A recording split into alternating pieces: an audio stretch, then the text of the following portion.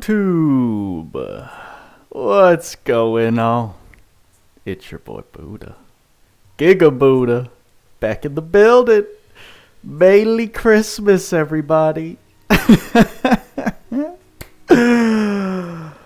Oh, goodness gracious. We're back in the building. Booda Gang chat. What's going on? We've got some updates in last Cloudia to talk about, quite a lot, I would say. Electric Sphinx, how is it going? We're back in the building for another Power Creep podcast. Yet, we're missing some things, right? We're missing a second screen in which Giant Booda has taken its place. We're missing our co-host Tweacz. We've gone from a total of 4 co-hosts at the start of the Power Creep podcast, now down to 1. It's all jokes. Fire King Kami, what's going on? Calvin, Kwan, Corono. Let me just say congrats on that time in the time trials. But no, Tweacz is MIA. Suspicion, we're hoping he's okay. Suspicions are that he probably is asleep right now. I think he sleeps midday after waking up very early. And obviously this is the first Power Creep podcast where we are live at 3 p.m. Eastern time, 6 hours ahead of our previous schedule. Raphael, for right now, yes, I am back in LC. You can see I've got my client up right here, and we're just going to send it on this podcast in a bit of an untraditional, is that a word? Format, where your boy Booda's going to try and solo a Power Creep podcast by myself. Knights is saying he said he needed some sleep, so I guess it's an adjustment for everyone, right? Growing pains, but we got some stuff. As you can see on my home screen, we've got Saintly Lilibet, who is not the most recent character to drop in last Cloudia. Who we did get is SMayly. A lot of people were speculating when they gave us the teaser picture, but it seems she traded in her dual-wield scissoring for a candy cane scythe. I mean, waifu lovers rejoice. SMayly lovers rejoice. She's a pretty dope unit. Her kit is pretty intricate. Dojo, what's going on? Here is where I was trying to make decisions. Do you guys want an initial analysis of her through my lens? I don't have her. I haven't been playing last Cloudia. There's not much insight I can give you into this girl other than an initial review of her kit, because I haven't really done that myself. Or should we talk about everything else and then pray to the RNG gods that Tweacz wakes up and can jump in and do a proper SMayly analysis? Those are our two crossroads right now. Many people were hoping for Christmas Lily. I had a feeling Christmas Lily wasn't going to sell. She would have been relevant. She's still not completely out of the relevancy yet, but Saintly SMayly I think was the right choice in terms of wallet. Sensational, what's going on? Back for a Power Creep podcast. Booda solo. Booda soloing it right now. Dojo says summon. See, here's the thing. I saw Saintly SMayly's kit. I think she looks cool. I'm not extremely interested on spending the crystals to pity her, if that gives you an initial judgment of what I think. Corono, you would say do the review, and if he shows up, he can explain further. Okay, so then we will start this Power Creep podcast off as we typically do and go ahead and review Saintly SMayly from the ground up. I'll give you my Booda analysis, and we'll take it from there and see what happens. So she is a god type. Cool to see. We haven't seen a god type in a very, very long time. We've just been seeing soldiers and other human typings, I feel. So nice to finally get something different. Looking at the stat spread, she's got some nice stats. Now keep in mind this is 6th Awakened. All the abilities factoring into those base stats. So not quite baseline, but looking nice. Resistances, nice dark resistance, but weak to light. Nil to silence, nil to curse, which is great. Neutral to these others and resistant to poison. So this is actually really cool. Doesn't look like she has any innate weaknesses, which is not common amongst new releases. So let's go ahead and look at the abilities. Her S1 Pain Wreath, charge and deal a frontal medium area combo attack. Skill 2 Bloody Tree, instantly close the gap for a medium area dark aerial combo attack and chance to give the Exsanguinate buff. Skill 3 Fanatic Present, frontal wide area medium dark range dark combo attack. Give a Pandora's Box debuff to one target based on the content of the present debuff, and you lose the present buff. So I misspoke. I said debuff. I meant buff. Her present buff, giving it to the team, giving Pandora's Box to the enemy, that's where a lot of the technicalities of Saintly Melee come into play, and I'm sure many of you guys have questions. Then we've got her special Sweet Sweet Calamity, powerful dark combo attack to all enemies, and chance to give Exsanguinate debuff, lose HP when using skills. This melee, while she does take advantage of that Exsanguinate debuffing like her original form, she's not relying so much on status ailments, because keep in mind, Exsanguinate is, as it says, a debuff, not a status ailment. So you can't take advantage of your Terror Melts with that. You can only count it as a debuff. So think of what things like, I mean, Thouser works off of ailments, but he mainly works off of debuffing, like strength down, like defense down. Those types of things are also debuffs along with Exsanguinate. Now let's check out the traits, right? Sadistic Sanguine Scythe. We've got the Axe equipped, dark damage plus 40%, damage cap plus 8,000. When hitting an attribute weakness with a dark attack, you get an extra damage cap of plus 5,000. So think of, we recently got Stan in the Tales of Collab, who does that extra damage cap against weak enemies. Critical rate plus 5%. I'm sorry, dark attack, no. Critical rate plus 5%, and then another critical damage cap of plus 4,000 to enemies with the Exsanguinate debuff. So playing off of the Exsanguinate debuff, but only for critical damage. You guys know I'm not the biggest fan of critical damage cap exclusivity, but it is what it is. That's what we have. If you have all of these things combined, I mean, she's got a nice damage cap that's not single wield locked. Keep in mind. Yes, I'm mad, exactly. Moving on to trait 2, Melee Christmas. At the battle start, restore skills 3's SCT 12 seconds and give unit present buff. There are 2 types of present buffs, Fury and War. These are given at random based on the set Pandora's Box skills. Lose the present buff when giving an ally a present box buff from the magic You Want This Box, or when giving an enemy a Pandora's Box debuff from skill 3. A set time after present buff is lost, re-give the unit present buff. A lot going on. I know when I read that initially, I was very confused. Even reading it back now, you saw I was stumbling over words. Very weird stuff going on. But she's going to play off of skills that we're about to look at in her innate kit, which give her either Fury and War. And then you can give teammates a buff depending on Fury or War, or you can give enemies a debuff depending on Fury or War, which you can then also regenerate that buff to continue enabling or debuffing the enemies in that fashion. That's her gimmick with this trait too. Interesting stuff, I would say. Let's look at the skill she comes with innately. Another unit with critical phaser, absolutely useless if you're using this. Good for you, but just know that you're not really benefiting yourself in the long run, especially towards endgame. Giga High Shaker, again, all enemies critical rate minus 30%. They've doubled down on the High Shaker, a skill that no one is really using or should be using. But now she has the Giga High version of it innately. Here is that spell that we just talked about. You Want This Box. Give one ally a present box buff based on the content of the present buff, right? That's either Fury or War, and you lose the present buff. My issue is I'm not going to know exactly the details. I don't think Lake has it on his Goldmine site yet. If someone does, please let me know in the comments. Does know. But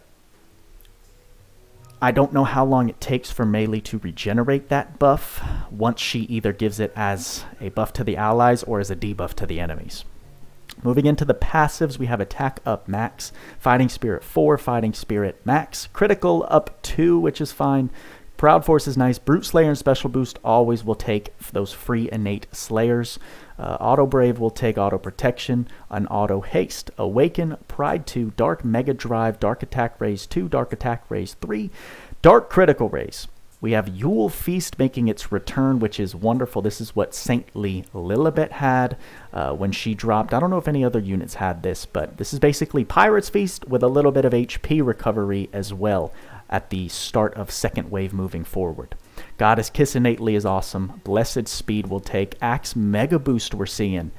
For the first time, maybe not the first time, but a great skill for Axe users. Ultimate Boost 3. Skill Charge 3. You gotta understand, with Skill Charge 3 and her trait 2, she's looking at, what, 27 seconds of her S3 charged at the start of battle, which is just amazing. Amazing QOL on a unit. Goddess Advocate, reduced chance of taking critical damage. Skill and special attacks have a chance to deal instant death. So a little bit of combination. I think her original form has this as well. Bloody Makeover, skill attacks on enemies with Exsanguinate have a chance to absorb 5% of damage as HP. Wonderful HP sustain. Fatal Flash, when physically attacking, using special on enemies with Exsanguinate, cut enemy defense minus 15% and deal damage. Stack this on top of other defense cutting or piercing effects, and she's going to look wonderful. Pandora's Box Fury. Cut time to re-give trait 2's present buff. Present box buff, all attribute damage caps plus 4,000, and Pandora's Box debuff, all attribute damage taken damage caps plus 4,000. So whether you're inflicting this as the Pandora's Box debuff or giving it to your allies as the present box buff, you're still getting the damage cap associated with that. Here's what I wish. I wish I had her so I would know if you can have both of these. I imagine you can. Or does the debuff disappear after a certain amount of time, in which case you can never have the buff and debuff stacked on top of each other? Questions. I have questions, right? Pandora's Box War also cuts the time to re-give trait 2's present buff. Present box buff damage taken minus 20%, and Pandora's Box debuff damage dealt minus 20%. Pretty sure it's random, so you just choose one skill. Yes, for consistency, I can see why you would maybe just want to pick one over the other. However, at the same time, how does that affect how quickly you gain the present buff back? Big questions, big questions. Then we have Blood-Stained Suit, damage taken from enemies with Exsanguinate buff minus 30%. So some more damage reduction with that Exsanguinate debuff. And then You'll Be My Toy. When axes equip physical damage attack plus 30% and damage cap plus 6,000. When defeating an enemy, if unit does not have the present buff, give present buff. So this is another way to get the present buff after you have distributed it as a debuff or a buff, right? So she can either regen it or gain it, regen it over time, or regain it through killing enemies, which can make it a lot more reliable, which sounds like that's the way you would go. I think if I was building her, I would probably set it so Fury was always active, that I knew I was going to have up to 4,000, potentially 8,000 damage cap extra, and then I would be regaining that buff off of this skill right here. Testing the present return timing now. We can do a lot of tests as well, since we do have the unit as an available support. Although we can't manipulate skills and stuff like that, which kind of stinks. But that's going to be this girl's kit. Yet another physical damage dealer, which, I mean, it's all relative, right? Over time, we'll get other kinds of units, but my heart hurts at how long it's been since we've gotten a support or another relevant mage. You know, it hurts to see it. Just more physical DPS. However, this girl does have enabling in her kit, so she has some extra layer to her, but what are you gonna do? It is Last Cloudia, as we know. She's got no equipment here to see, and that does it for the initial look at SMayly. She has a lot of what you want. right? She has, as a physical DPS, she has the modifiers you want, innate slayer. She has all the dark attack raises. She's got Yule Feast for SCT regen, Goddess Kiss as well, skill charge 3. She doesn't have things like the poses, pose of glory, pose of honor. Yeah, pose of honor for the MP regen.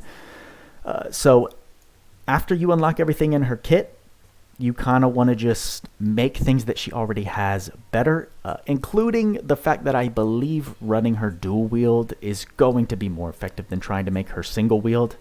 As we'll see when we test this unit out in the as a support unit in the event, they are pushing the idea of running her as single wield, which I just think is not the way you want to go if you have the tools to take advantage of what makes her most effective. Is she better than the original? She is much different than the original. The original will still keep its relevancy as a status ailment DPS. And from what I can see, the damage is not crazy different. Like, they both serve different purposes and they're different element. So no, I would not say she's better than the original. She's different than the original, and both are still very, very good to this day. So now we should talk about her paid equips, because I think that's what Tweacz usually does. Does Tweacz usually showcase the unit? I don't even know. I'm supposed to be in charge of this podcast, and I don't know what's going on. We're going to go to an event stage and set up a team so that I can still showcase SMayly. I wish there were more difficult stages available to us, but if we go ahead and pick Saintly SMayly here, I'm going to do some swapping, and this team right here should allow us to actually use this SMayly in battle. But before we do that, let's go ahead and check out her paids. We have Yule Mare Frenzy Scythe, dark attack damage plus 20%, dark attack damage cap plus 2000, which is quite a nice damage cap for one single weapon, and chance for regular attacks to give exsanguinate debuff. I mean, that's everything you want in this girl's kit. She plays off of the exsanguinate debuff very nicely. She's a physical damage dealer. She gets universal dark damage and dark damage cap with this weapon. Nice HP, nice STR, and it's matching her element. Fantastic.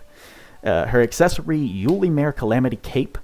Stats, don't really care. Skill attack damage plus 10%. Boost movement speed, and physical magic damage taken minus 10%. I don't even think you need me to tell you.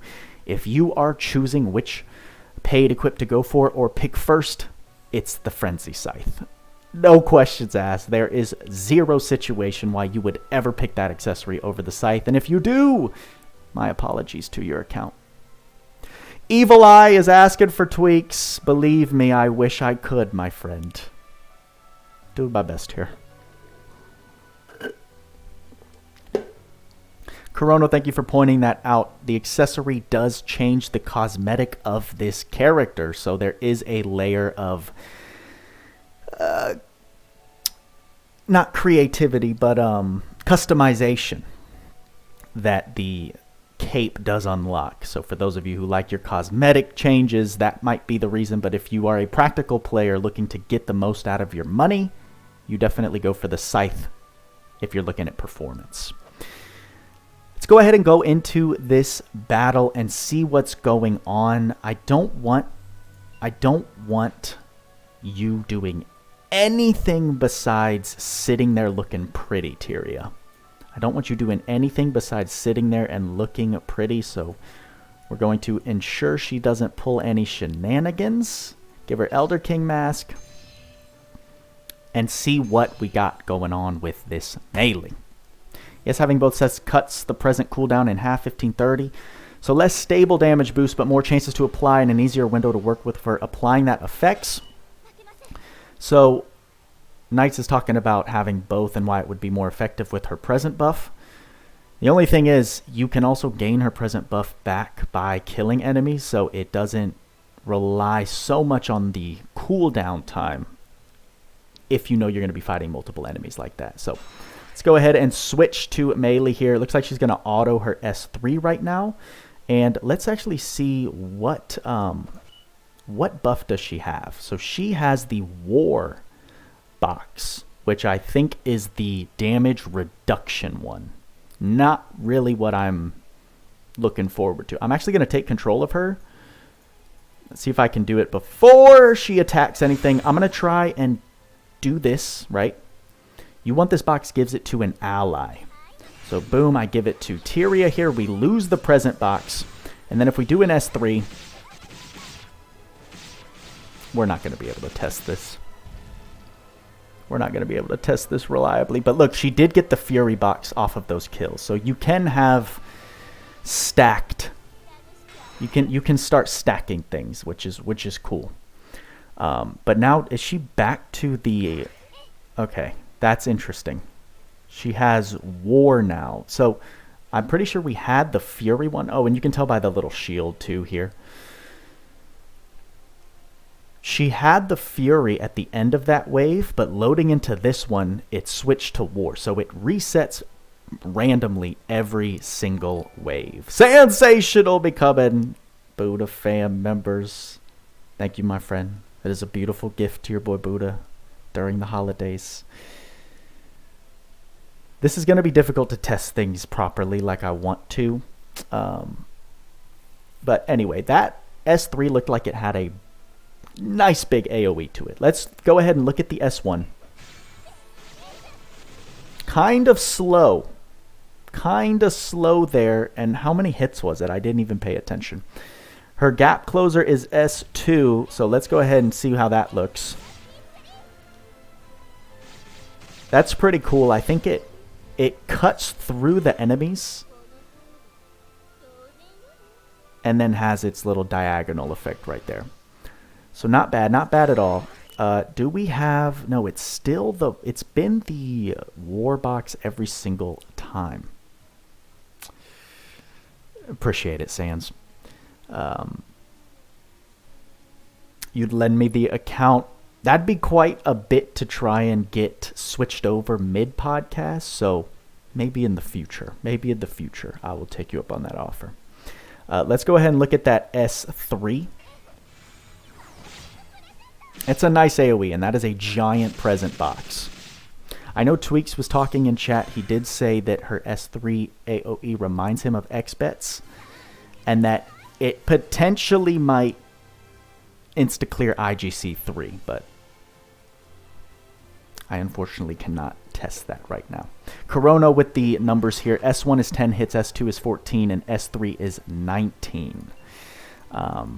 Guys, don't forget, if you want Tweacz detailed descriptions about SMayly and her kit, there is the Tweacz unit breakdown you can find in the description of this video, which gives a nice written explanation of how the present buff and debuff works, how you regenerate it, and Tweacz' initial impressions off of her kit. He also has his testing live stream that he does in the mornings. I'm not sure if he leaves those up for the public to see, so we'd have to confirm that. I don't think he does.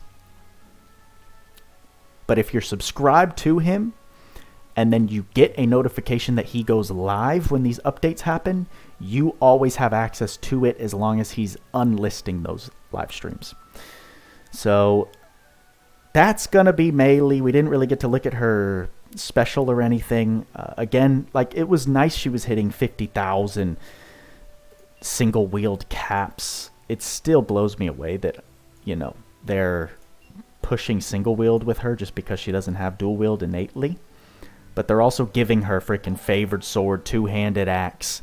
We have Cypherpunk. Thank you for subscribing. Right, they're giving her all the stops. These are big, big, big single-wheeled SC costs. And I think you're just going to be better off running her dual-wield. Tweacz breaks down her dual-wield potential in his unit summary as well. So, incredible resource that everyone should be using if you're not already. Ixo in Fox, big fan, super happy to see you playing Last Cloudia again. We're here, we're doing the podcast. Corona, yes, always dual wield if you have her. So now we pray that Tweacz wakes up from his nap and can jump in, maybe give us some more insight onto SMayly. She's a good unit.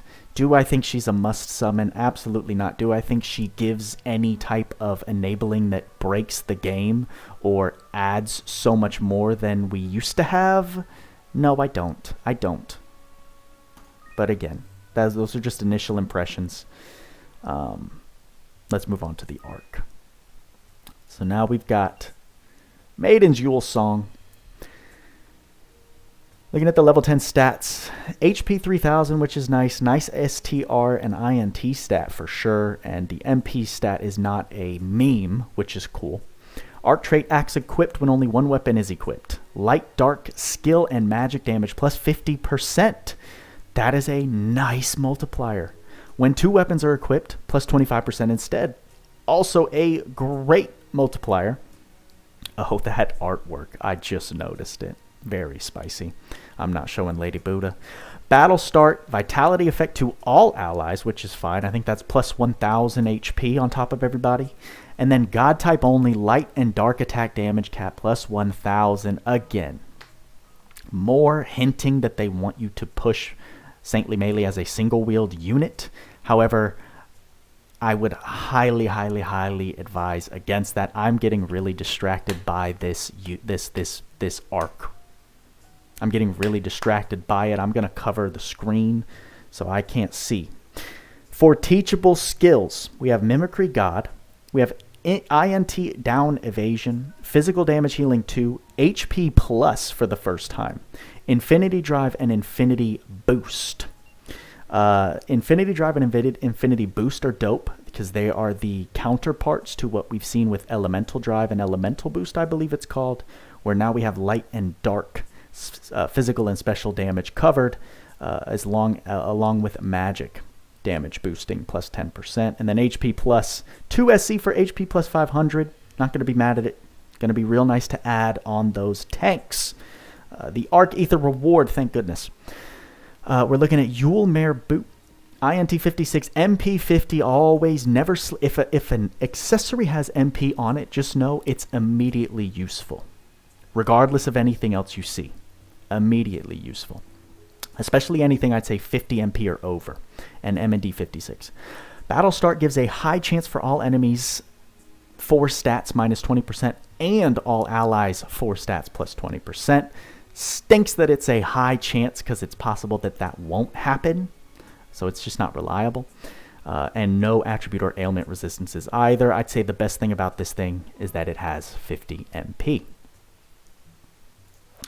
Arc is nice. It has some unique teachables, as Corono said. Not broken, but nice if you get it for sure. Let me get out of here before I get in trouble. I don't want Lady Booda walking in the room and wondering what I am looking at. So that covers the new additions to the game. How are we doing on time? We covered that pretty quickly, I'd say. Moving on. What do we talk about? What do we usually do in these podcasts? We go over everything? Oh, Lord in heaven. Let me go through the comments, see if you guys have any questions. I bet Adel is going to try and bribe Booda with good luck on the pulls again. I did do 3,000. I did do 3,000 worth of singles. I did a multi's worth of singles. I didn't get a single red. But I think we can do a little bit of that for you guys. We'll do a little bit since we're here. We got to do our friend ritual. I'm also trying to eat up more time. No reds on the friend summon, which means it's time for us to take our chances. We also, there's things to talk about. There's a lot that has been going on. We have one Yule Enticements ticket. Let's just pull the trigger and see what happens live. The event we're definitely going to talk about. I was looking through it before the podcast started, and there are some goodies for all levels of players to snag, I would say. We've got that, and I think just because I love you all and thank you for bearing with me while I do this solo pod, we shall do a multi-spin. So boom, we pulled the trigger and see what happens. The 15,000 crystals arc and character guaranteed summon. I will definitely talk about the gacha updates that we got. This looks like a zilch nothing, no reds. And we just wasted 3,000 crystals. Thank you, Adel. Yeah, there's no bribing Booda after the luck that we had. Is this? Yeah. We might as well talk about the gacha since we're here. They added a couple of things. Of course, you have the step up for SMayly. You have the paid only banner for Saintly SMayly. These are the different outfits that she gets if you equip her paid accessory. We have the free to play crystal banner. And then we also got this Yule illumination step up gacha. This is really nice. It's very generous. Don't be fooled by the fact that there's no like unit selector. I think a lot of people are disappointed because they can't get a guaranteed Saintly Lilibet for a certain amount of free crystals. However, you do get a 50-50 shot on step 5 to get Saintly Lilibet. And you also, of course, have the very, very small chances to get her up until that 5th step. For 15,000 crystals, these are the value banners you save for. And while there is no guarantee that you'll get the most desirable thing, which is Saintly Lilibet, having anything for only 15,000 free crystals guaranteed, there's a lot of value there. A lot of people getting lucky pulling her and understanding now why she is as good as the community has been saying she is for the last year. She's an incredible enabler. Even after all this time, she will add so much to any team that you throw her on, especially if you're pairing her with other top tier physical DPS units. She provides majority slayer to that unit. She provides extra damage cap to that slayer or any of the slayers the unit has innately. She's just an incredible unit. Her SC saves are awesome. It's quite easy to deal very good support damage with her. Very similar to Saintly SMayly in a sense, because she provides that individual team support and also is a decent physical DPS unit herself. So if anyone's questioning whether you should summon on this banner, of course it depends on what you're missing. Like for myself, I'm contemplating whether to summon on this because I don't have Saintly Tyria, which it's not that I would use her ever, but she's a unit I don't have. I don't have her arc as well. But I have a chance to get either or for only 15,000 free crystals, right? A lot of value there, especially if you have nothing on this thing.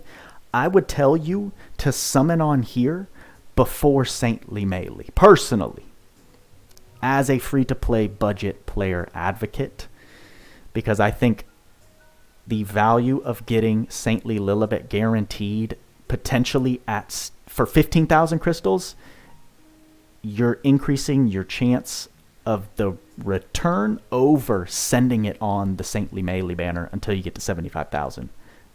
Crystal pity. Oridon says, do it, Booda. I'm not going to because I already have Xbet and her arc, which are the two most valuable things. And so I'm not really interested in this. I don't really want to go under 75,000 crystals. So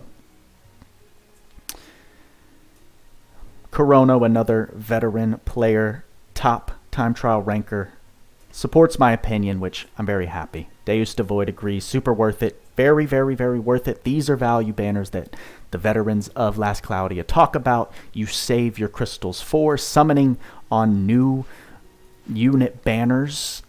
It's just not smart. It's more fun. It's obviously always more enticing to get the new shiny toy, but it's just not the move. And don't forget, we're going to be getting these tickets for login bonuses, and I imagine for mission rewards as well. So always use your tickets before you ever consider spending crystals for a unit.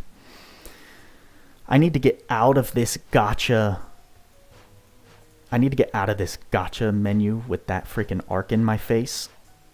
So to leave the gacha, we also got this little surprise, I would say, a hero ticket gacha, which usually they only allow us to acquire off of paid packs. Specifically, like it's like a $3 or $5 paid pack that you get one of these hero gacha tickets. It's quite nice. Do keep in mind. Oh, this is going to send me to the browser. Keep in mind this only goes up to Sarah. So, not the best lineup. They kind of shafted. This is like smoke and mirrors type of banner. Like, it's like, oh my gosh, they're giving us a free hero with potential DOH units on it. However, the only units you could get worth anything while I'm looking through this list, of course, are Sarah, Maja, Regnant of Fire Eliza. If you don't have her, she's still wonderful.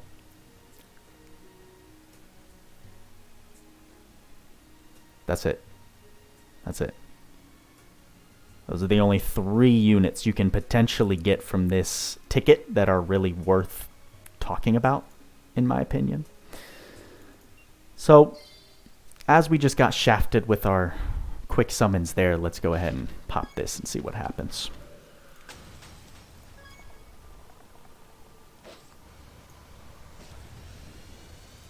Oh, Spirit Maiden Tyria is available as well. Sorry, I should have caught that.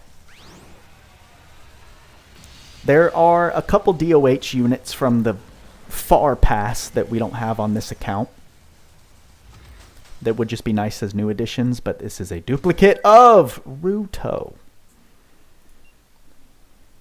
Nice.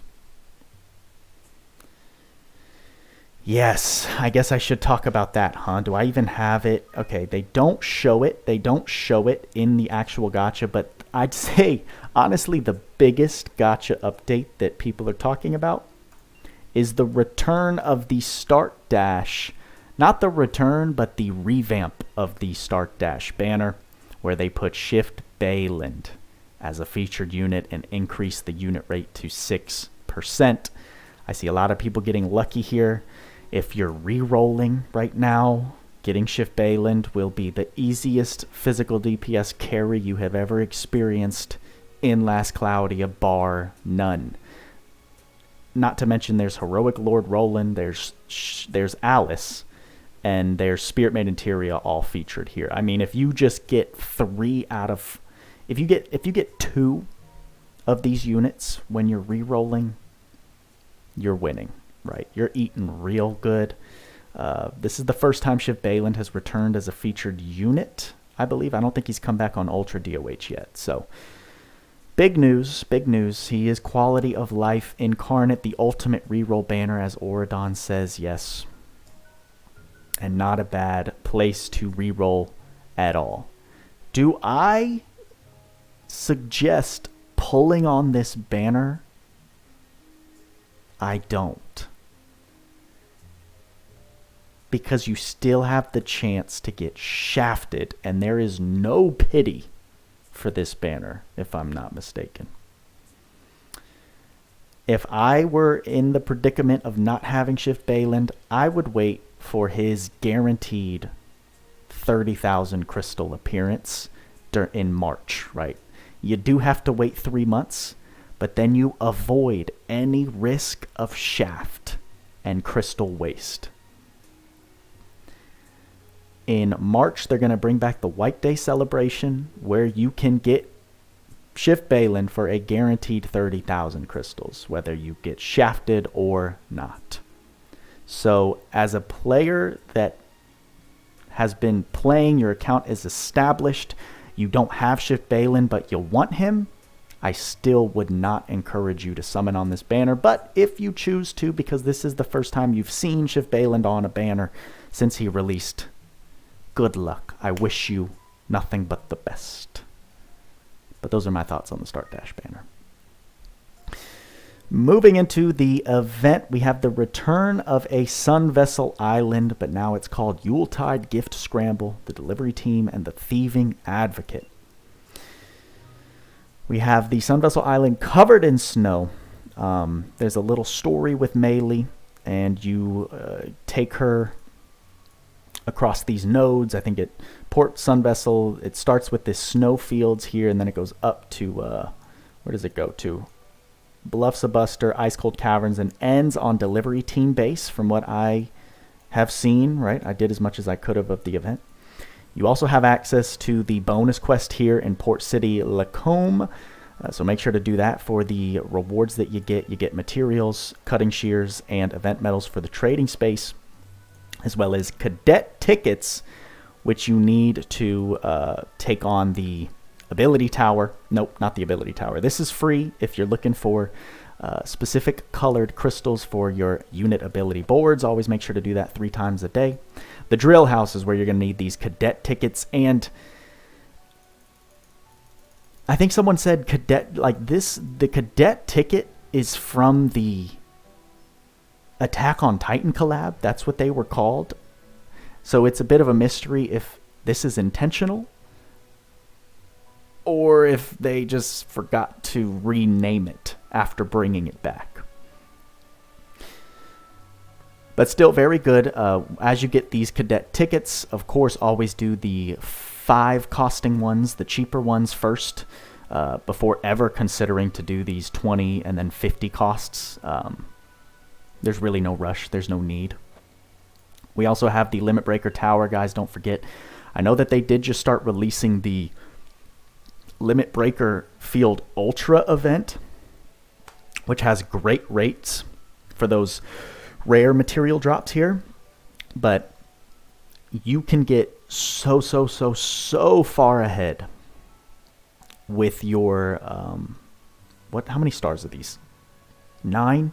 You can get so far ahead with your 9-star materials if you save orange orb recoverers for this event right here. This is how you get extremely far ahead. I think it's ridiculous drop rates compared to the typical multiplayer farming that you have to do for these materials. Just saving your orange orb recoverers for when this comes around can help you gain access to all the materials you need to 5th enhance all of your units. So, yeah, a lot of the chat saying they definitely forgot to rename the tickets because it doesn't make sense that a Christmas time event would call the tickets cadet tickets. The only time we've ever used the word cadet is in reference to the Attack on Titan units. So, funny stuff. Funny. It wouldn't be an Adis Last Cloudia update without some silly goose stuff going on. We all know this. So very nice stuff here. We have the return of the box structure. You guys can correct me if I'm wrong. I think it was the Persona collab where we last saw this, where you collect, it's very confusing, you collect scissors which open up all types of present boxes. We have blue presents, yellow presents, red, and purple. But you can only open these boxes when you collect these boxes. And you just have to consider how many scissors you have and which types of boxes you want to open, because the scissors are a universal unlocking material for all of these different boxes. And then you don't overthink it. When you see these boxes having different names, I think crystals represent ability board crystals. Materials represent enhancement awakening mats. Training materials, you're looking at power potions. And then all is any of the three categories that we just looked at. Ahmad is confirming, yes, we just saw this type of structure in the Persona 5 collab. So look at that. They're bringing multiple collab features and smashing it together for the Christmas event.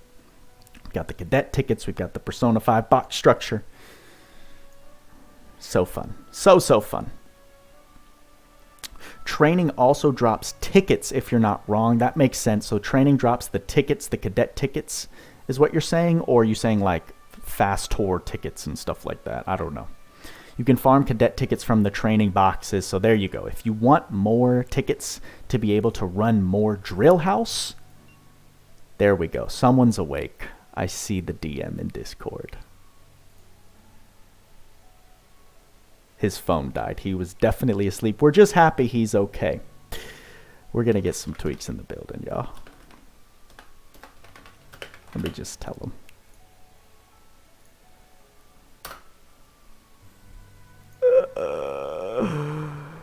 Oh, goodness. We'll do some live editing here. I think I'm going to wrap it up by just talking about the trading space here. Of course, my recommendations.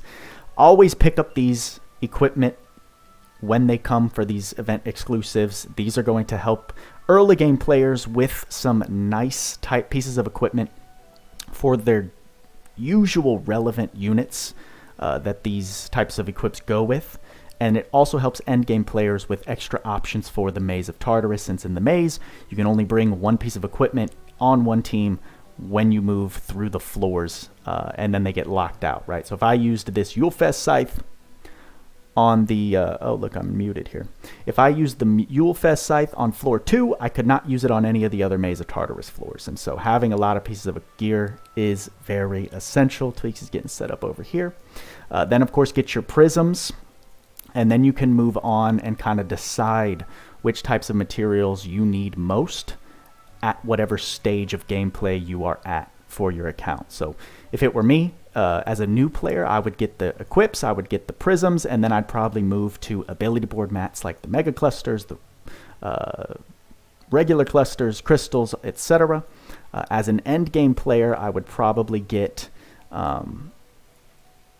the God Relic Prism Shards, Prism Soul Shards, and obviously you can get the White Christmas for free, along with some duplicates since it's only 150 coins each. Let me see if this man's ready to talk. Hello, good morning. So, oh. How are you doing, man? Did you sleep well? Are you awake yet? what's up, dude? Hey, come on. What? What's wrong? Bring it up. Bring it up. Hold on. Oh, you're still working? Do you want me to just mute you one more time? Yeah, I'll be right there. Okay, alright. Alright, well, I'm just going to keep talking while Tweacz brings everything up. How you doing, bro? How you doing? Did I miss something? What are you guys doing? No, you didn't miss nothing. Is this an impromptu stream? No, we have the podcast at 9 tonight, right? Oh, yeah, 5 hours left. Yeah, that's right. Yeah. Right. Yeah. Oh, you know what? I forgot. I think we announced that we were supposed to do it at 3 today. That's my bad, bro. Ooh, I should wow. have reminded you. I forgot. Yeah, that's like, ooh, that's a yikes on your part, honestly. I know. Mm-hmm. So. Okay, well, so.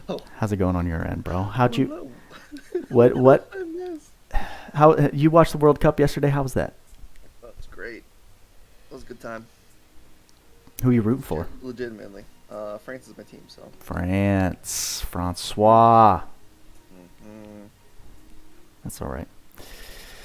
No, it's all right. I figured you just quit, so I told everyone that, you know, when we started the POWERCREEP podcast, we had 4 people, and then today is the day it is down to 1 person, that being your boy Booda. Yes.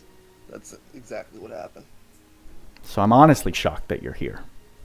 I thought we broke up. No. All right, anyways, jokes aside. Yeah, so... Whoops. Whoopsie daisy. What's up, guys? How's it going? Listen, I'm happy you're okay. I was like, I hope something didn't happen to our boy here. Yeah, we're good. I don't live a drastic life, you know. I'll be all right. Okay. Let's get back into proper form. Well, I think I'm streaming. You're streaming as well? Yeah, I've got everything up. Word. I was prepared for your return, my friend. Mm-hmm. Did you go over SMayly at all? Well, I mean, I went over everything, so I'm not sure what value you're going to provide awesome. here. Damn. Did you pull for it all?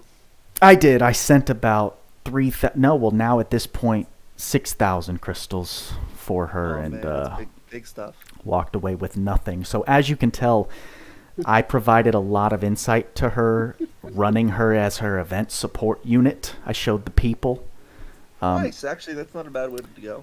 I'm glad they have her as an event support. Yeah, so people should know how to use her, exactly what she does, and they don't need you to say anything anymore. Okay, cool. Anyways, all right. So, we'll go over just a little bit. I was a little bit unlucky for the arc, so as you can see...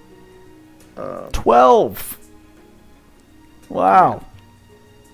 Unlucky. Well, hey, before you do that, we're just going to take a little ad break right now. Oh yeah, go ahead. All right, I inserted the ad. I still don't know how it works. I still don't know how the live ads work on YouTube. Some people get hit with them, some people don't. Doesn't really make much sense to me. Yeah, people got ad blocker. They don't get hit. Yeah. So I told the people it's actually good. You came at a good time because obviously the support unit, they are really pushing the idea of her as a single wield axe user. At least with how they built her in the event stage, which, I'm sure you can probably guess what my response to that was. And so the people need... Unoptimal? But what? Unoptimal? Or, I mean, being a single wielder for DPS. Precisely. As a unit that doesn't lose anything on dual wield, yeah. Exactly. So the people are waiting to see why I said, obviously, dual wield is the way. Did you explain the present mechanic at all? I know I put some stuff out there, a little write-up. I did. I can't promise that anyone understood what I was saying, but I tried. It's not like super complicated. You just have to... I think it's easier once people see it to understand what's going on.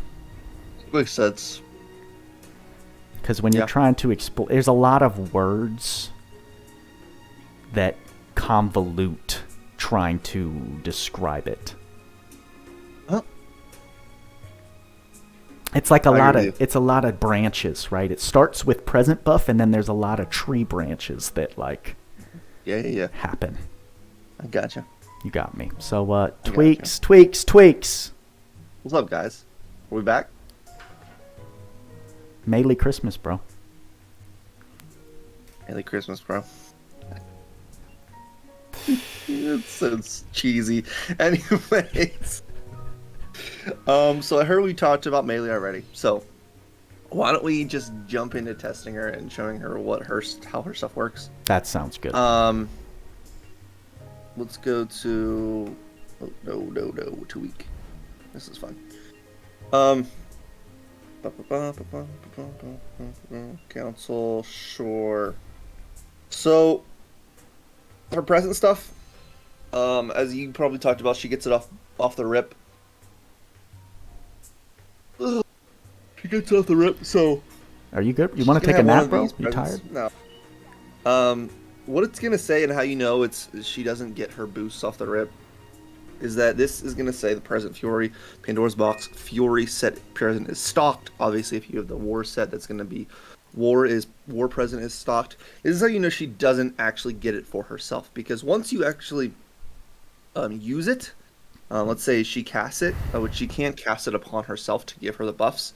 So you want this box, you can give it to an ally or her, and that buff will apply on her, which obviously I have this on auto so that she's going to attack. But then we look at the buff again, and now it finally says boost all attribute damage caps as present box Fury. So she does still need to apply it to herself. I know the buff is there, but it's actually a different buff. It's an opened present. I don't know if you guys noticed that, but it's actually an opened present now that gives the attack up. And so it looks very similar, but it's not, right? So she will need to apply it to herself in order to even get the buffs. I was actually kind of sad because I was hoping that, the innate buffs would just happen at battle start. But she does need to actually cast it. Now, the best ways to get it back, I think you probably explained, is, killing enemies. So in waves that there's going to be like small HP units or units that she can kill or enemies that she can kill pretty quickly. She's going to regen her present buff on herself pretty easily. And then with time frames, if you have both equipped and you give yourself the chance of getting both at random, it's going to regen in 15 seconds. Or if you only have one equipped, it's going to regen in 30 seconds, which these buffs last buffs and debuffs both last for 40 seconds, so you do have plenty of time to get it back in the meantime. And why that's important for it being 15 seconds if you have both equipped is the fact that if you're fighting, let's say Gelbor is like a massive boss, like in the game, like, you know, maybe in Maze or something. If he has a ton of HP, if this is going to be a longer battle, and you have both equipped in 15 seconds, you have the ability to get it back pretty quickly if no one's dying, and be applying both the defensive mitigation, or, you know, the damage output mitigation from the boss, as well as getting extra attribute damage caps. Like, you don't actually have to be casting it to anyone and getting it back that way. You can actually just debuff the boss consistently, because it is a 40-second debuff. Like, the fact that those probably will not come off the boss for the extent of a longer battle. Both of those debuffs, Fury and War, if you felt like it, is great, as well as if you only wanted to equip one, that 30-second regen time, and then the S2 is only 32 seconds of SCT, while the buff does last 40 seconds. Like, you'll get it back before it ends. The S2 or the S3? Like the S3. Okay. What did I say, S2? Yeah. RIP. The S3. So the S3 has 32 seconds of SCT. You'll get it back before the buff ever comes, or the debuff ever comes back off. So it gives some options, some offensive options. You have the ability to, like, spread it around your units, sure. But in general, for boss battles, it's really not a bad thing for, you know, regenning that and keeping that debuff on. So she's a pretty good enabler in my experiences. Now, her damage it's good. Her skills are just not that fast, right? And that's something that we've kind of discussed in... It's very important to know that, you know, which units have faster skills, because of things like time trials, because of things like Maze, where you're clocked for time. Like, there are differences. DPS is a real value that we gauge pretty heavily in this game. You know, people who can hit 100k caps, awesome. But if your skills take, you know, 20 hits to finish in like 6 seconds, that's not that fast, to be honest. And that's why we value units that have super, super high DPS. She doesn't have that high of DPS, but she hits really solid. She's pretty damn consistent. Her animations are cool. I'm gonna be honest with you, her animations are really cool for her big ass prison that drops. So why don't we do this real quick? I'm gonna do her special a little bit. Like, she's a solid unit, honestly. It's hard to gauge her, right? Because we just had 3 physical DPS just come out in the collab who are amazing. Like Stan, Luke, and Yuri are all pretty nice, as well as, you know, the recent DPS that we've had have been Adel, Vayne. We don't count ED.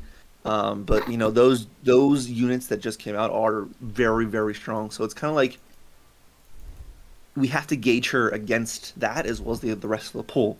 So is she going to be cracked? At the moment, I haven't found anything where she's going to be absolutely cracked. She's just solid. And the enabling part is just a little bonus. So like I was talking about before, let me see this real quick. Her buff right here is what I was talking about, like an unopened present. This present right here is, if you guys can tell, you guys can see the icon in game if you do have her. The present is unopened. It has a top on it. But once you do give it to her,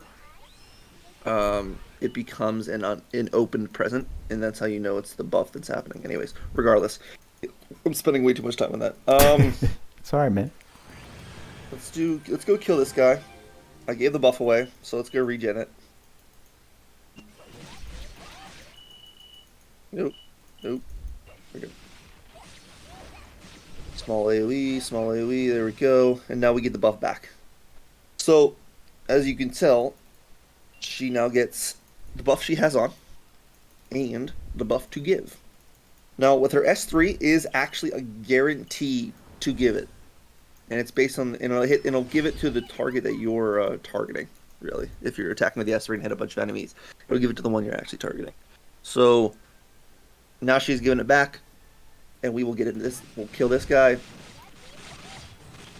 And now we'll give it to him. So we get to give the present again because we killed another enemy. We have it on her on her person. We're stocked up. Now we use an S3 and it's immediately given. Like, that's pretty nice, honestly. Pretty nice. I don't mind that at all. For, you're just cycling through enemies, you're killing them one by one. You get the present debuff on every single one of them as you go through. Now, you can get this multiple times if you spend 15-30 seconds to regen it normally, or just have a kill and kill another and, apply it. I don't know. I actually really like it.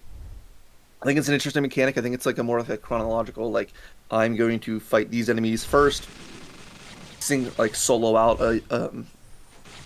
one of the enemy units, kill it up, work through the next one. I mean, I don't mind it at all. I don't know how you guys feel about it, but her enabling's pretty cool, and especially since it does all damage, or not all damage, but all attribute damage as caps, both on her buff and her debuff to the enemies. So technically, it's like an 8k buff if you get both on that specific unit. Like if you apply the debuff to the enemy as well as apply that buff to an ally, which in certain scenarios, 8k on a dual wielding unit to give like a low hitting, and I'm just gonna be throwing this out there. People like Lenius are gonna freaking love an 8k boost. Units like Luke that we just had come out are gonna love an 8k boost. She loves an 8k boost. I mean, it takes two different buffs, debuffs, sure, but it's possible. And as a single unit, as a single neighbor with some solid damage, and honestly a really fun unit at the moment. I'm having a lot of fun with her. She's solid. Now, Booda, did you talk about her kit in... I know you probably talked about the Goddess Kiss part of her kit, and it's kind of weird that she doesn't really need it for her innate kit, but the fact that she gets it for free for these what I call them extracurriculars, the fact that she has Goddess Kiss for free, as well as Yule Feast for free, which is basically Pirate's Feast on crack, which isn't anything like crazy, but it does give you an HP boost. But these two skills are some of the most two sought after skills in the game for physical DPS, and especially for SCT batteries. Giving her own full skills on wave 2 and on, and then Goddess Kiss to get MP back very easily with her regular attacks. Like, this is stuff you'll need for being an SCT battery. This is stuff you'll need for being a competent DPS in wave battles. Like, multiplayer just makes it super easy to add damage and, be an effective unit. Like, those are two of, I mean, I'm just gonna reiterate, these are two of the highest tier skills in the game that we look for on arcs that are technically you could reroll for, like Goddess, March of Saints, and Pirate Ship. So having those in 8's great. The only thing you will need to add to her, and I think you were alluding to during the ad break, is that dual wield. Dual wield is going to be what she needs. Her kit does not have any single wielding specific stuff in it. And I know you talked about they built the support unit in the event as a single wielder. Well, sure, 52k caps is cool, but if you just saw dual wielding, I was hitting 40 plus k caps for no reason, but that's twice as many hits. So that's technically, if we were doing single wielder, that'd be comparable to an 80k hit single wielder, which she is not even close to. So if you guys want to dual wield her, which you should want to, in most scenarios, especially in PvE, where you're going to be wanting the max damage and optimal damage, that's the way to go. Now, of course, if you wanted to give her single wield and give her armor and all that kind of stuff and make her superiorly bulky, I get it, single wield. But her damage will be lacking. Just keep that in mind. So, dual wield, yes, she has Goddess Kiss and Yule Feast innate. I'm definitely surprised she didn't get dual wield because her OG form does have it. Now, I do realize that's probably because of the art and the aesthetics of it. Like, her SMayly is wielding a massive big ass scythe. Like, they're not going to just force her dual wield, while the OG does have dual scissor blades. So it makes sense lore wise that she doesn't have it, but I'm just salty they just didn't give her another 14 SC for free, because why not? But yeah, so her present stuff is pretty cool. I mean, her overall kit's pretty cool. I feel like it's relatively straightforward for her to build. What I didn't mention before is her regular attack is 4 hits and 8 dual wield, which is really nice. It reminds me a lot of the Melza's regular attacks, where it's just it's like a quick scythe attack. Of course, it should remind you of Melza because they use scythes, especially Dark Melza.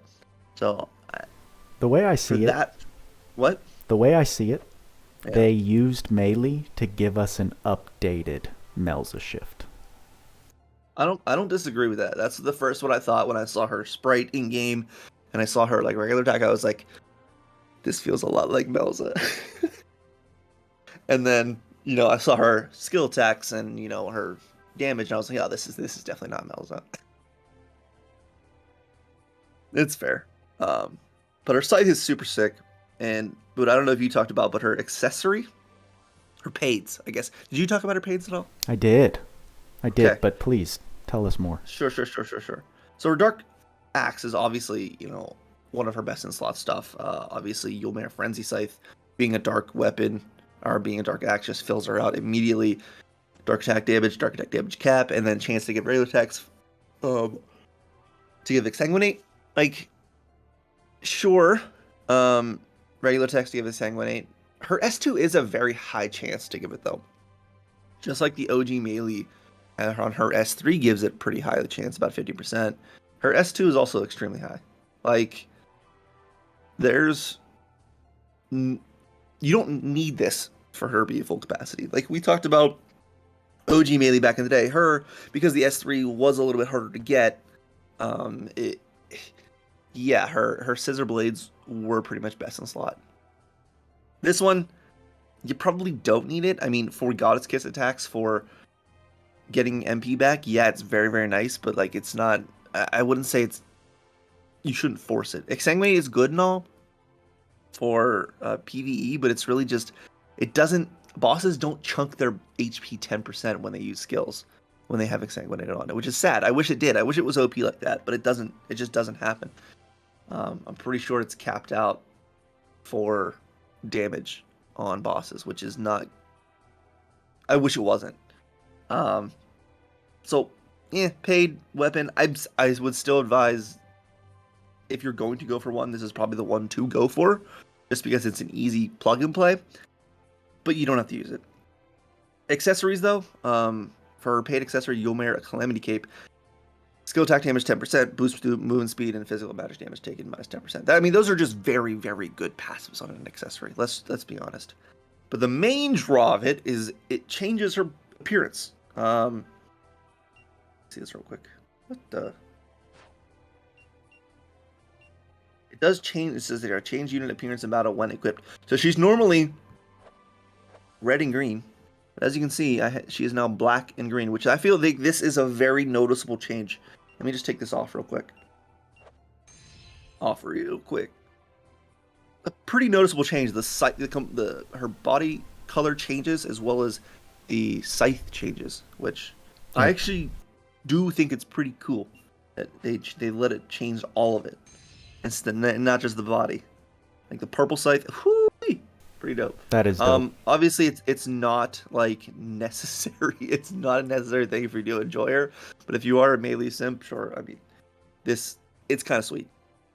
But as for just equipment wise, I think you probably mentioned all the best stuff to give on her. I think the Cerulean Axe Jaleld is definitely one that I would give to her. Of course, this is one of the best weapons in the entire game, as we've known for a while. The damage potential, the break on it, free Fish Slayer, counter damage is crap, but 454 strength and 500 health on an axe is really nice. Now, this isn't going to help her Goddess Kiss procs at all, because it is a non-attribute weapon, but for sure, this being a free-to-play, grindable Godforge, and still being one of the best weapons in the game, it's really nice. Noxtinction Boot Bow Pluto, as you see I have on her. This is another free-to-play grindable Godforge.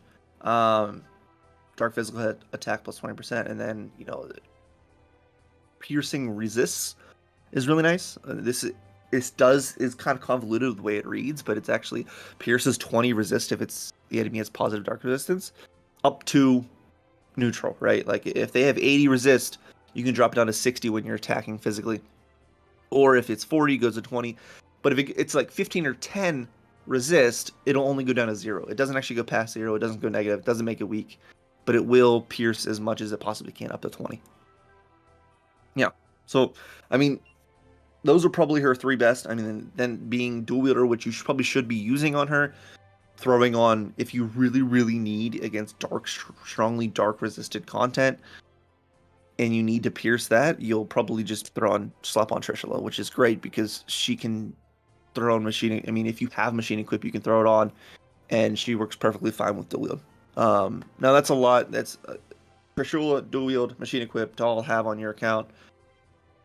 Most people do have that. You know, end game players will have all of that. As a new player, if you're rerolling for her, which I'm sad if you are rerolling for her and have missed the collab, but you probably won't have all that. So in the meantime, you can just build her single wield if you don't have dual wield, or work up to something, right?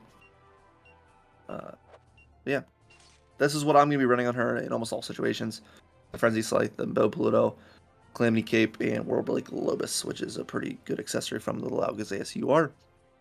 And of course, we have the free Vaz accessory, which is 15% dark damage, or dark physical attack damage. So, I feel like she's a pretty straightforward DPS. Her animations are pretty sick. Her special is pretty cool. I want to go look at that. And then her present buff is, I feel like once you get into like actually using it, it's pretty easy to understand. It's just hard to explain without actually seeing it, I guess. As less Cloudia new things usually are. Yeah. Her special's sweet, dude. The fact that it's AoE 47 hits is pretty nice. Yeah, it's not a bad hit. It doesn't do the craziest amount of damage, but like I really like it. I just think it's cool. It's a cool animation. She just generally has cool animations. Yeah. And as you see, high chance to apply Exsanguinate. Everyone's got it. I just love this big present just dropping. Definitely, I mean, the DPS satisfying is solid. Unit to watch. Yeah, the DPS is solid for sure. It's just not. It's not like a Ston or a Vayne or an Adel. No, which would It's be that would it's be high. overkill. It's just not dumb high. It'd be overkill if she was doing that and doing the enabling that she has accessible. So Yeah. the balance is there. Her enabling, it's nice as long as time isn't an issue for whatever situation you're going into. Yeah. It's not optimal Yeah. for your speed runs or time trials, I would say. Oh, time trials. And I did. I went over the arc. Unless there's anything like I'd say anything you want to specifically point out. No, I think you probably went over it all. I think the only thing I think about the arc is that I think these are actually pretty well priced. 4 and 3 SC for these. Normally they'd be costing 4 and 3 around there for the general boost themselves for single attributes. So not bad. Nothing really that crazy in the arc. I mean, this being random debuffs and random buffs, and not even guaranteed, is not that great.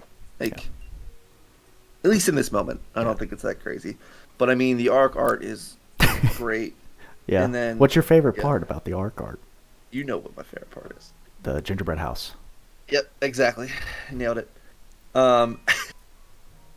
You went over the event. The event's dope, man. I'm so glad they finally brought a different skinned sun vessel, like for winter. Did they have this last year? I don't think so. I don't think so. I really like it. It's nice. You went over the box stuff. Went over the box stuff. Let's see what I get from this one. Ooh, rainbow mega clusters. Let's go. That's not bad. No, I've got some mega clusters today, which was pretty cool. I don't really need them, but I'll take them. Limit Breaker Field's back. Please farm this. Bro, I mean, I'm sure you probably explained. These are 30% drop rate on the boss. Please go farm this. 30%. Steal. Nice. Double times 30%. Please go get more of these. No one wants to farm this in multiplayer. I mean, you guys don't. I know you don't. No one likes that. Just go farm this here. It's one orb. Burn your orbs into this crap. 30% drop rate normally. Another 30% if you steal on that other package. Go farm it. Everyone should have a level 10 beast hunter at this point, right? They better. Level 10 arc skill beast hunter. That's like one of the last guides I ever posted. For sure. It's cracked. Please go get it. And if you don't know how to get level 10 beast hunter arc skill arc, go watch Booda's guide. Because guaranteed steals, so easy to get those things in this battle and not have to do them in multiplayer. It's so nice. Trading space. Dude, the fact that they had trading space, I know you talked about all the items and stuff, but the fact that they have all 3 winter unit prisms in here is sick. I'd love more little bit prisms. Absolutely. I'm super pumped about that. More Godra prism shards. Oh damn, I didn't even see these here. But yeah, some good equips. I know that the equip shop is full of stuff that you guys are like, whoa, but this stuff is all old, and so I have it already, so I can't really explain, what to get. None of the old stuff I ever even used, to be fair. But the fact that they have prisms in here, mega clusters, yeah, pretty dope. Pretty dope. Yeah, pretty nice event, honestly. And following collab, it's tough to make something worth grinding, but I feel like it's worth it. Especially just the Limit Breaker Tower being there is huge news. Always. Yeah, explain to the people. Save your orange orb. Orange orbs for that whenever it comes around. You can get very ahead on your 5th enhancing. So good. And God Forging, I forgot to mention that. Mm-hmm. Yep, used for pretty much everything at endgame, which is dope.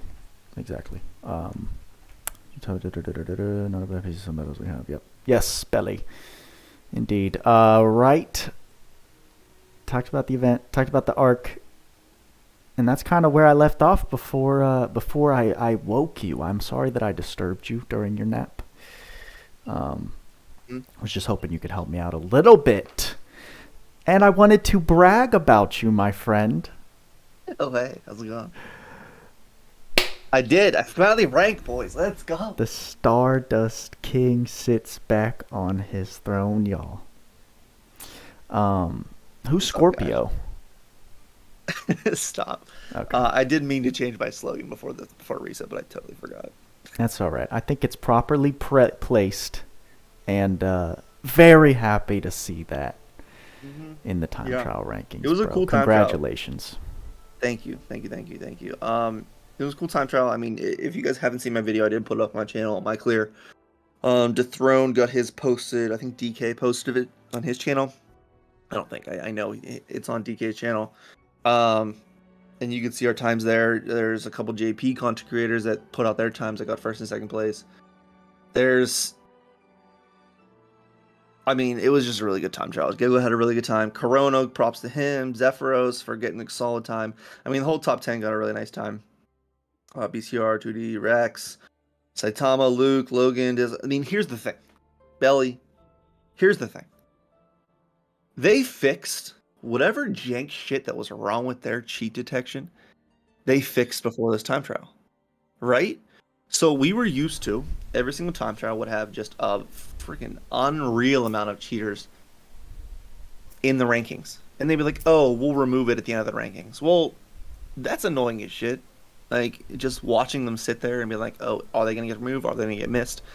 Well, whatever they did to the cheat detection, to, the immediate banning of people from rankings, it worked. Because I never saw any, or had any inkling as to anyone that was in the top, where I could ever see was the top 30, that even looked like a cheater. I mean, there are a couple lower ranked people, but like 39, 36, I think was in here somewhere. But that doesn't really irk me like it used to, because the units nowadays are so heavily power crept to the older units that even with a relatively lower ranked account, if you have enough SE, if you have the right skills on them for the right arcs in general, you'll be able to get some pretty low times. So that's not really a huge distinction nowadays. It's more so the fact that there was no one in here that I would be like, oh, cheater, 100%. So, like, super big props to them, to Adis themselves, for fixing their shit. And And that was one of the biggest gripes of everyone doing these rankings was like, I don't know what place I am because we don't know who's going to get removed, you know? Yeah. But yeah, super cool event. I try-harded it, of course. Dethrone try-harded it, Gilga try-harded it. Everyone in the top 30 pretty much try-harded it, which is really cool to see people just like, the competitive spirit was there.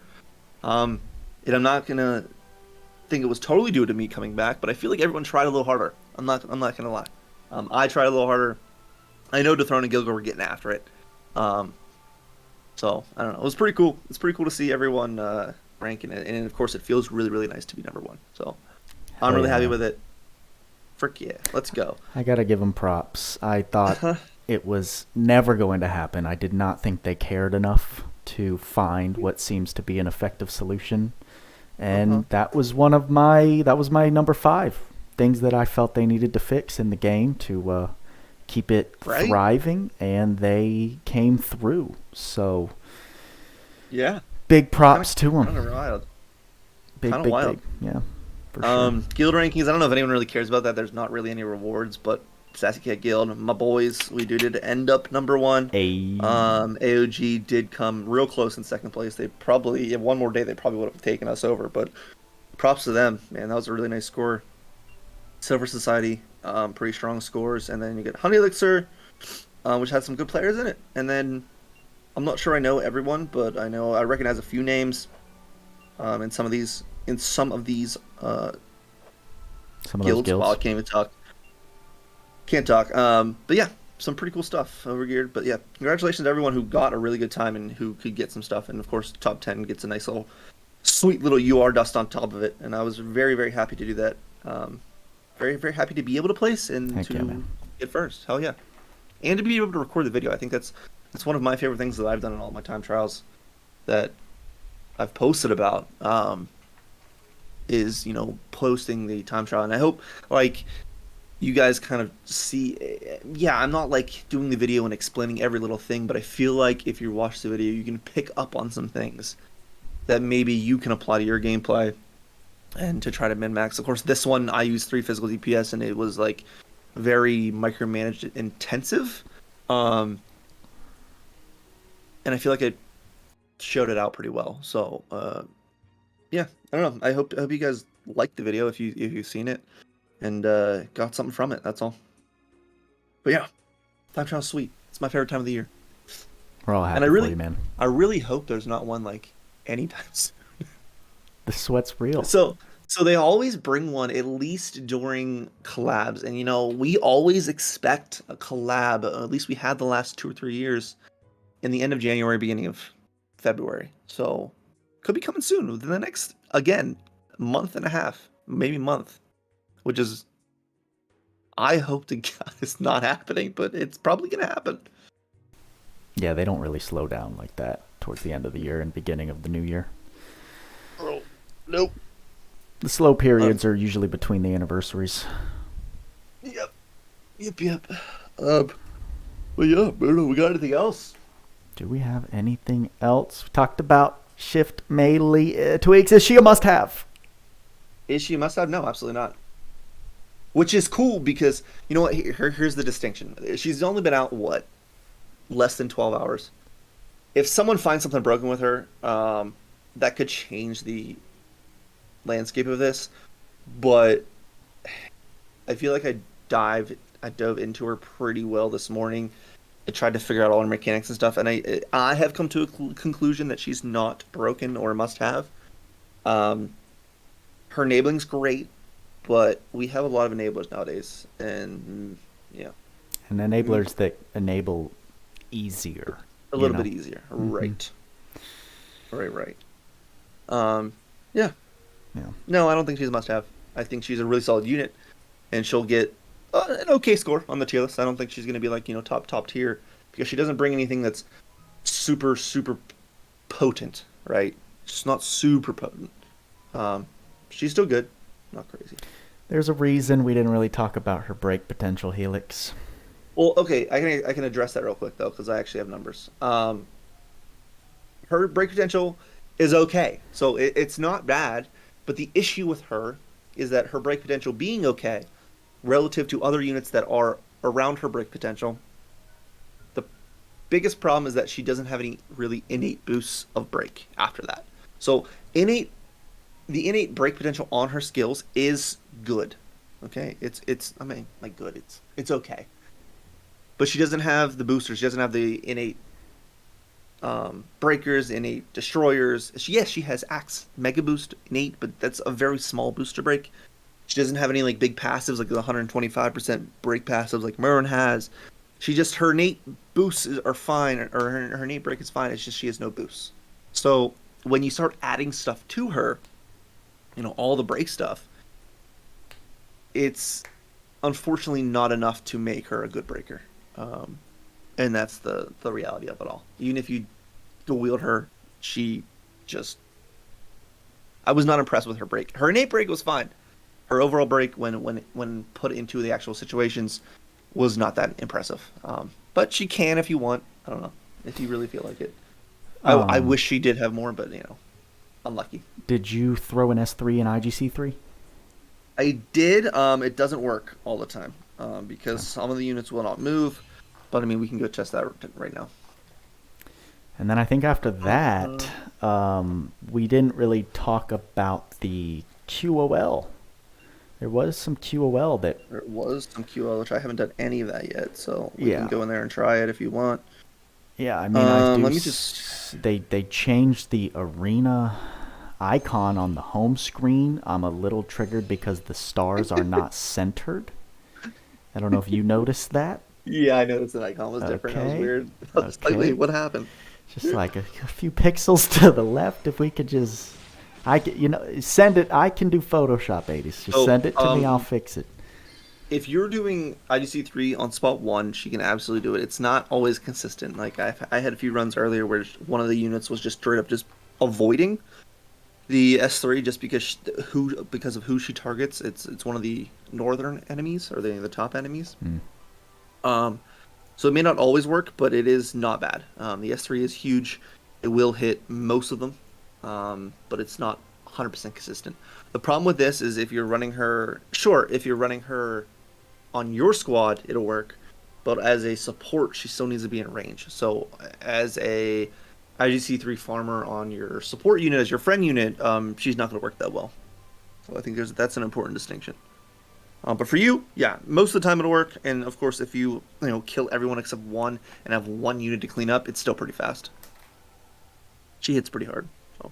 Nice. Yeah, she absolutely works. It's just not 100%. And where were we going with this? I brought up arena. There's QOL. They added a damage calculator. Let's see some damage calculators. Let's do this for the first time. Who's attacking me, bro? Come on, man. Ooh, damage report. Oh, it shows it just like that. Nice. I was going to do a match. Well, it just kind of shows it, man. Let's see how I did. How do you feel about the damage report in arena?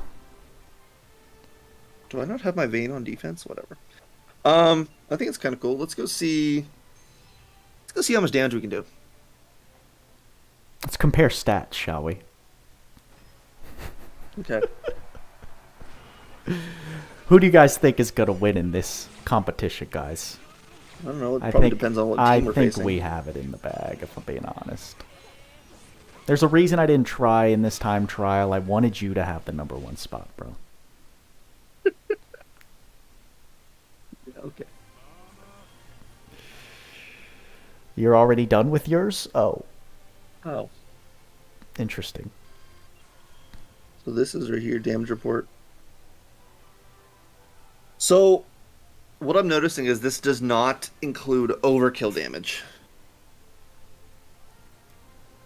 What's overkill damage? So, my team did 460,000 damage overall because, overkill, past their HP.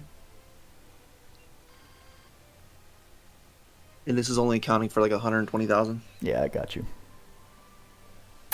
So this is actual HP damage, and of course, our overkill damage, our 460,000, is going to be damage that we have done on top of, there's still animation for the skills and are still going to register damage, but it doesn't actually get included in the damage report. So I think it's kind of cool. This is like actual damage, realistic damage to the battle itself. Booda, what happened, man? Huh? I don't know, bro. I think the guy's a hacker. I think I need to report him. But yeah, so that's kind of cool. I like the fact that it displays only register damage, and you can that's more like a real feel. Man, damage taken 9, 46, and 4. That's cool. Yeah, that's fun. Now when we can see that in multiplayer, I'd be interested. Would y'all say XBet is still a better unit? Here's the thing about XBet. Yeah, actually, you know what? In multiplayer, I would be super down for this. I don't know why. That would be like the main mode I wanted it in. You know? Yeah. Silly goose. I think everyone. Silly geese. Oh, it's Corona. Yeah, we're not fighting this team right now. I don't want to splat on stream. Bully him. No, Bully I don't a want to guild die. mate. XBet. XBet's cool, and people have a 50-50 shot at her if they want to toss out 15K. I didn't know Yeah, what's what that your deal? thoughts. The 50-50? Yeah, it's you a get a ticket or 50-50, something not a for ticket. random? It's one pickup unit guaranteed, so you're either getting Saintly Lilibet or Saintly Tyria. But you don't get to choose, so it is a risk. But it is 15K. It's not bad for free. It's not bad for free. I would crystals. 1000% go out for this and just pray for an XBet. Okay, so we have the same conclusion. She's extremely good still, and especially if you have iOS. You know, I'm probably going to make an XBet like a Gatling Gunner video. To be fair, so I had said in the past that when she comes back on banner, I would do that. So that's probably gonna happen, and I think that aspect of her is very important to know how to do because that's like one of her main things. Now, people are still gonna call it hacking, which is so sad, but or you know, unintended. But this shit's been fixed for forever. Been fixed. Yeah, they did patch it. They patched it like way back. It's working as intended. So keep in mind that this stuff ain't going anywhere anytime soon. Now the prevalence of her, the people probably complaining. Maybe get them to like change it, but they already changed it. They already like patched it. So the gunner stuff is here to stay for a little bit, if not forever. So I think I will do a video explaining that, but she's really solid still. Her enabling, her Slayer enabling, the passive that she gets as an enabler are definitely more potent than I would say even like an AK cap boost from SMayly, right? Because it gives a free Slayer, it gives anti-typing effect damage boosting on caps, plus damage boosting. Like, she is an extremely good unit to bring along as a support, as well as having, you know, pretty solid AoE, some pretty solid ice damage itself, even in her skills, and then having that crazy Gatling gun effect that you can get in, you know, as a physical DPS for regular attacks, which is pretty cracked. So yeah, she's definitely the more useful of the two in the step up for her or Christmas Terria. I feel bad for anyone actually getting the Christmas Terria from that because she's damn outdated. It's so sad. It's literally like a 50-50 shot of just like dumping 15k crystals. Now, keep in mind that when you're doing this though, you have a chance of getting them, right? Anyways, flat out. Like they're on rate up at 0.8%. So you could just get one of them or both of them during the step up. It's not like you're getting nothing. It's 50 pulls, but you're still get a shot at them. And then at step 5, you got a 50-50 chance of getting a guaranteed one of them. So it's really not that bad, especially since it's free crystals. Really not bad at all. I'm not going to do it because I have them both already, but if I wanted XBet at all, I would 100% do it. And I know Belly, did you go for it? I'm going to ask him in chat because I know he's been missing XBet. Did he go for it? Because if I was him, I probably would have. 100%. But yeah, she's a really good unit. She's even a year out. Melee solid, and Christmas Terry is just not that good in the whole scheme of things. She has her niches, but people don't use her like at all. Um, Yeah. If yeah. anything, she's just a tool for Maze of Tartarus at this point. Most amazing Tardos. She has that cool like 15 SCT recharge gen for the whole party at battle start, which is actually dope. It's just like outside of that, Yeah. really not that much. Already done building her. Nice. And just because I saw it in the corner before you got on, I did talk about the new Start Dash lineup. Ooh, yeah, pretty dope. I mean, mostly because of the addition of Shift Bayland, Literally. right? Shift Bayland throws a wrench into the reroll aspects of what we've talked about before. We've always been the one thing he needs in the game, if you were rerolling for him, is Goddess Kiss. In all honesty, if you were a new player, Goddess Kiss is huge for him. So which brings us back to how do you reroll in this game? And I know Zero and I were talking about in chat, was it yesterday? When we heard the news about the change to the 72-hour banner. But for new players rerolling, no matter what banner's up, Shape Island is definitely a useful target if you wanted to go for him. As we know, he's one of the highest rated units in the game. And to be available at start on a 0.5% chance, yeah, it's not high, but you can reroll. It's not the worst. But Goddess Kiss on March of Saints is definitely an arc that you could reroll for the 72-hour banner, especially if you're going for him. Reason being, he has his silent contemplation thing, but this has Goddess Kiss. And like we talked about with Melee, like we've talked about with many other physical DPS, gaining 8 MP back on your regular attacks, who hit very strongly, is really useful for SCD batteries, which he is for himself, as well as other units. So this now becomes one of the better reroll targets in the game, along with Trishula and Samurai. Now, it still was already a very, very good reroll target because this skill right here is kind of cracked and not really available on any other arc. But along with Sandworm, along with Caldina, this is a really good arc. And I know Zero and I were talking about Pirate Ship being still a really good reroll target. I mean, yeah, like those are like the 4 arcs that are very cracked in this game for their specific skills. And of course, Pirate's Feast is on Pirate Ship Likeness. Extremely, extremely potent. As I talked about with Melee herself, Yule Feast is cracked because it is Pirate's Feast innately for free, and then Goddess Kiss for free is amazing. So those are the things you reroll for. Those are the things you try to get, and especially with Bayland joining the friggin' banner, that's pretty amazing. Yeah, all of these units, like, dude, Alice, these are. The funny thing is, these 3 right here are 3 of the top rated units in our entire game, and then Alice is cracked. So that's a really nice banner. Let's be honest. I apologize. 1%. 1% at a 6% unit rate. It's not That's bad. crazy. It's not bad at all. Now, here is where I gave my hot take, I guess, quote unquote. Yes. The only time that banner is cracked, in my opinion, When you're new. is when you're brand new. If you are 6 months in, crystal income is not like it used to be. It's not a fresh new account. I would not touch that banner. Nope, I wouldn't either. Okay. You wait for those baby guarantees, the 15K, 30K guarantees that are going to, you don't have to rely on RNG, right? Now, if you want to throw a couple of multis at it and give yourself a shot, sure, but don't go ham on it. Like, we have stuff coming out. This is the banners you don't go ham on. Is it high value?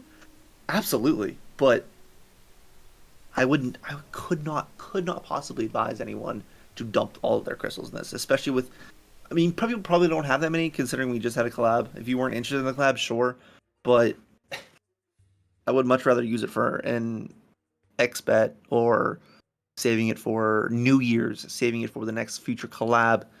But I'm not gonna say like if you spend crystals on this, I'm not gonna hate you. Like those are some crack out rates for some really, really good units. I get it. Tyria being a 1%, Roland being a 1%, Bloody Master Balin being 1%, and then we have Alice on top of that. Yeah. What the heck? It's not bad. What? It's not bad at all. Ugh. Alright. I think that's all I got, bro. So, I mean, Shadow brings up a good point. This is a good reroll spot at any point. You join the game at any single time. A 1% rate up for these units is crazy. Yeah. That's pretty much all I got, Boods. That's all you got? Yeah. It's good. Do another ring battle. While you're wrapping up. Do our little segment of saying thank you guys for coming live. Thank you for bearing with me as we let Tweacz get his beauty sleep. And I'm glad he woke up because Booda was sweating during the beginning. But we managed it. Thank you to my co-host, as always, for holding it down, giving us those pro insights, and showcasing what SMayly's all about. And thank you guys for adjusting to the new podcast time. It just works out a little better for your boy Booda, and we'll be not for Tweacz though. We're gonna have to work on it with him, but like I said, growing pains are always a thing, and it's okay. We're here. We made it happen. And happy holidays, everyone. Merry Christmas to all. Happy holidays. And next podcast, Boods. Just real quick. Okay. 2 weeks, I assume. I was going to say, we'll see everyone in 2 weeks, unless you have anything, of course we'll update you on any adjustments. That puts I'll be us out here waiting. Thursday the 29th is when we'll see whatever they're planning on bringing. I think, I don't think there's anything in the roadmap. But no, but New Year's banners are usually pretty hype. UR banners, UR guarantee banners. They always try to get people to shell out, so there'll be more than enough to cover, for sure. So I guess we'll see you guys then, but that's all we got for you this time. Drop that like button if you're enjoying the continuation of the Power Creep podcast. And with all that being said, y'all know what we say. Work hard, play hard. See you in the next one.